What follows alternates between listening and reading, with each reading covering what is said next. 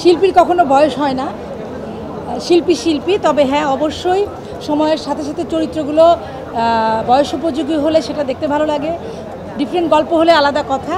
তো আমি সবসময় উদ্বুদ্ধ করি আজিজুল হাকিমকে।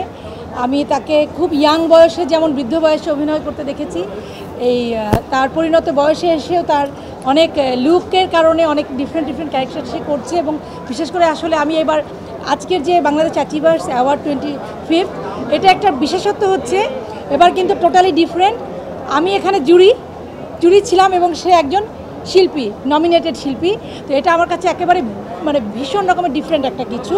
তো অবশ্যই আজিজুল হাকিম শুধু নন, তাদের মতো যারা আমি বলবো যে বর্ষিয়ান অভিনেতা বা পরিণত বয়সের অভিনেতা, তাদের জন্য এই আয়োজনগুলো বা এই বিভিন্ন অপশনসগুলো, অভিনয়ের সুযোগগুলো আমি মনে করি তাদের জন্য সবার জন্য উন্মুক্ত থাকা উচিত। কারণ প্রত্যেকে যোগ্য, এবং যোগ্যতা অনুযায়ী যদি মানুষ প্ল্যাটফর্ম পায়, ক্ষেত্র পায়, তাহলে তাদের দক্ষতা তারা দেখাতে পারে। আমাদের শিল্পী যারা আমরা কাজ করি বিভিন্ন ক্ষেত্রে, শিল্পীদের স্বীকৃতি দেওয়ার জন্য এই অনুষ্ঠানগুলো আয়োজিত হতে থাকে। তো যে কারণে আমাদের বিশেষ করে আমার এই অ্যাওয়ার্ড প্রোগ্রামগুলোতে আসতে ভালো লাগে এবং আমি এই অনুষ্ঠানগুলোর জন্য সময় বের করে নিই।